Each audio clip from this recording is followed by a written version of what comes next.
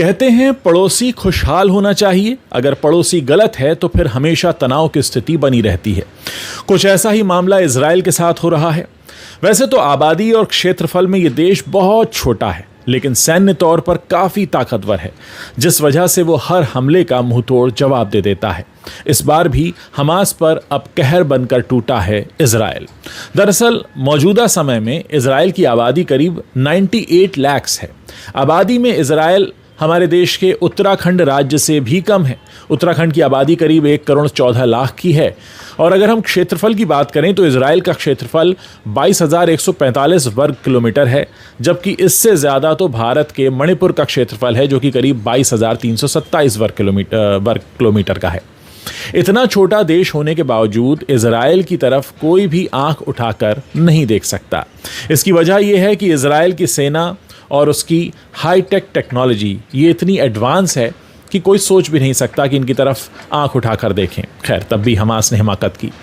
आज इजराइल की खुफिया एजेंसी मोसाद भी दुनिया की सबसे ताकतवर एजेंसियों में से एक गिनी जाती है, जो किसी भी ऑपरेशन को कहीं भी अंजाम दे सकती है। इसी का नतीजा है कि अब हमास पर इजराइल की सेना ताबड़तोड़ हमले कर रही है। वो बात अलग है कि मोसाद को चकमा देकर हमास ने इतना बड़ा हमला किया।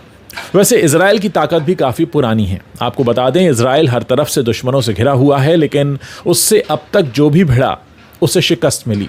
साल 1948 में इजराइल के बनने के साथ ही इसके करीब 8 पड़ोसी देशों ने एक एक करके मिलकर हमला बोल दिया, लेकिन इजराइल की सेना अकेले सबको खदेड़ती रही।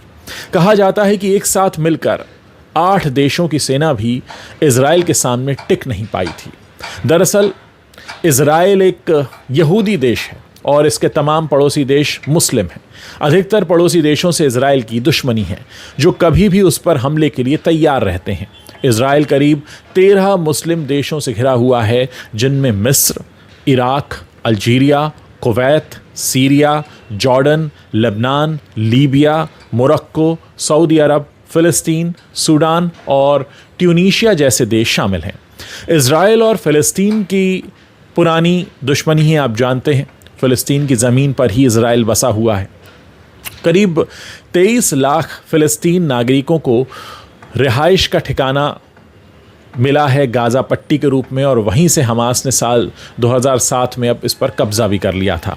इसके 1 साल पहले उसने यहाँ के संसदीय चुनावों में भी जीत हासिल की थी, यानी पॉलिटिकल भी एक्टिव है।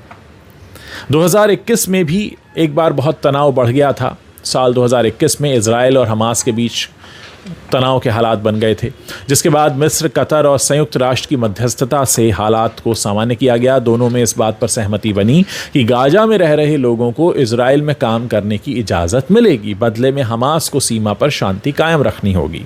इसकी भौगोलिक स्थिति ऐसी है कि फ़िलिस्तीन में रहने वाले लोग और इजराइल में रहने वाले लोग एक दूसरे को देखे बिना तो नहीं रह सकते, एक दूसरे के हिस्से में आना जाना भी होता है। द्वितीय विश्व युद्ध के दौरान जर्मनी की नाजी सेना ने करीब 60 लाख यहूदियों का नरसंहार किया था। इसके विरोध में इजराइल हर साल 24 अप्रैल को होलोकॉस्ट डे बनाता है। आपको बता दें कि द्वितीय विश्व युद्ध के बाद ही यहूदियों के लिए नए देश इजराइल का गठन हुआ था, जिसके बाद इजराइल कई मुस्लिम देशों के निशाने पर आ गया। आत्मरक्षा के लिए इजराइल ने अपनी पूरी ताकत खुद को मजबूत बनाने में झोंक दी थी। साल 1967 की बात है, जब 8 देशों से सिर्फ 6 दिनों के अंदर ही इजराइल ने एक ऐसी जंग जीती थी जिसमें सामने 8 देश थे और इधर इजराइल अकेला था, लेकिन फिर भी इजराइल जीत गया। रिपोर्ट बताती हैं कि 27 मई 1967 को इजिप्ट के उस वक्त के राष्ट्रपति अब्दुल नासिर ने घोषणा की थी कि अब अरब के लोग इजराइल को ख़त्म करने का प्लान बना चुके हैं। मई महीने के अंत में इजिप्ट और जॉर्डन के बीच एक समझौता हुआ कि अगर इजराइल हम दोनों में से किसी एक पर हमला करता है तो दूसरा उसका साथ देगा।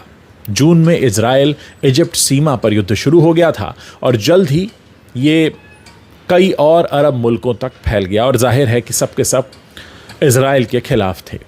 इजराइल और इजिप्ट के बीच लड़े गए इस युद्ध में इजराइल के खिलाफ और इजिप्ट के समर्थन में Jordan, Egypt, Iraq, Kuwait, Syria, Saudi Arab, Sudan और अल्जीरिया उतर गए। इस युद्ध को जून वॉर के नाम से भी जाना जाता है। इन मुस्लिम देशों ने इजराइल पर हमला करने के लिए जॉर्डन में अपना आर्मी बेस बनाया था।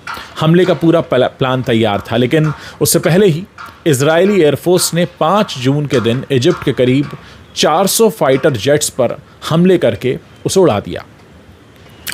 इससे दुश्मन देश घबरा गए और जंग सिर्फ 6 दिनों में ही खत्म हो गई। इसमें एक तरह से करीब 8 देशों को इजराइल ने एक साथ हराया था। ये जंग 1967 में 5 जून से 10 जून के बीच हुई थी, जिसके बारे में मैंने आपको बताया कि इसे जून वॉर भी कहते हैं।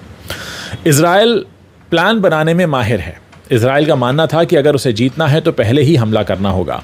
इसी मकसद से इजराइल ने जॉर्डन के आर्मी बेस पर मौजूद लड़ाकू विमानों पर ताबड़तोड़ हमले करने शुरू कर दिए थे। इतना ही नहीं, ज़मीनी लड़ाई में भी इजरायली फ़ौजों ने जॉर्डन को शिकस्त दी, बल्कि गाज़ा पट्टी भी अपने कब्जे में कर ली। तो शुरुआत से ही एक ऐसा इतिहास रहा है इजराइल का जहां यह हमेशा बहादुरी से पेश आया है।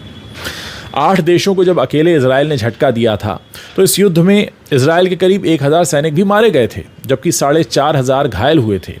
अरब देशों में मौत की संख्या इससे कहीं ज़्यादा थी। इस युद्ध में अकेले इजिप्ट के ही करीब 15000 सैनिक मारे गए थे, जबकि 4500 के करीब सैनिकों को बंधक बनाया गया था। इसके अलावा जॉर्डन के 6000 और सीरिया के करीब 1000 सैनिक मारे गए थे। इसके बाद कई बार इजराइल पर हमले हुए, लेकिन हर बार इजराइल ने दुश्मनों को मुंह तोड़ जवाब दिया। ये सारा इतिहास आपके लिए जानना इसलिए ज़रूरी है ताकि आप समझ सकें कि इजराइल अब तक क्या करता रहा है। इजराइल ने हमास को भी तगड़ा झटका दिया है। सोशल मीडिया पर हमास के आर्थिक ठिकानों के तौर पर पहचाने जाने वाला इस्लामिक नेशनल बैंक ध्वस्त हो चुका है। हमास द्वारा संचालित बैंक के जरिए संगठन के तमाम ऑपरेशंस में मदद को मैनेज किया जाता था। इस बैंक की स्थापना हमास ने 1997 में $20 मिलियन की रकम के साथ की थी और फिलिस्तीनी क्षेत्रों में संगठन की वित्तीय शाखा के रूप में इसको स्थापित किया गया था, ताकि जो भी हमास को करना है हमास करता रहे, उसके लिए कोई वित्तीय संकट ना आए। लेकिन फिलहाल इसकी इमारत को ध्वस्त कर दिया गया है। इस समय ये माना जा रहा है कि इजराइल ने जिस तरह से जवाब दिया है हमास को, ये हमास को बहुत भारी पड़ने वाला है। हालांकि तरह तरह के लोग दुनिया भर से अपने अपने तर्कों को सामने रख रहे हैं। इस समय सोशल मीडिया पर बहुत से ऐसे लोग हैं जो फ़िलिस्तीनी लोगों का समर्थन कर रहे हैं, लेकिन निश्चित तौर पर हमास ने जिस तरीके से किया है, इसे किसी भी सूरत में सही नहीं ठहराया जा सकता। आप लोग इस पूरे मसले पर अपनी क्या राय रखते हैं, मेरे वीडियो के नीचे शेयर कर सकते हैं। और साथ ही आप ये भी बता सकते हैं कि आपको क्या लगता है, क्या वाकई इस समस्या का कोई हल निकल सकता है। आपके अपने जो भी विचार हैं आप इस वीडियो के नीचे कमेंट के रूप में पोस्ट कर सकते हैं।